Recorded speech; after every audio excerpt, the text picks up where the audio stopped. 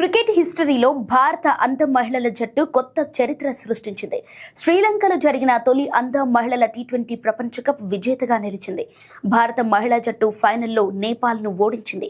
కొలంబోలోని పీసారా ఓవల్లో జరిగిన ఫైనల్లో నేపాల్ను 7 వికెట్ల తేడాతో ఓడించి తొలి అంధ మహిళల టీ20 ప్రపంచ కప్ను భారత్ గెలుచుకుంది. మొదట బౌలింగ్ వేసిన భారత్ నేపాల్ను 5 వికెట్లకు 114 పరుగులకే పరిమితం చేసింది. ఆ తర్వాత భారత్ కేవలం 12 ఓవర్లలో 3 వికెట్లకు 117 పరుగులు చేసి మ్యాచ్ను గెలుచుకున్నారు. పరుగుల వేటలో భారత్ తరపున పూలా సరీన్ అజేయంగా 44 పరుగులు చేసి టాప్ స్కోరర్గా నిలిచింది.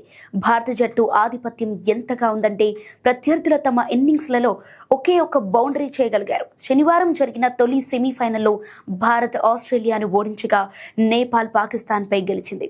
కో-హోస్ట్ శ్రీలంక యుఎస్ఏతో ఆడిన 5 ప్రాథమిక రౌండ్ మ్యాచ్లలో కేవలం 1 మ్యాచ్లో మాత్రమే గెలిచింది.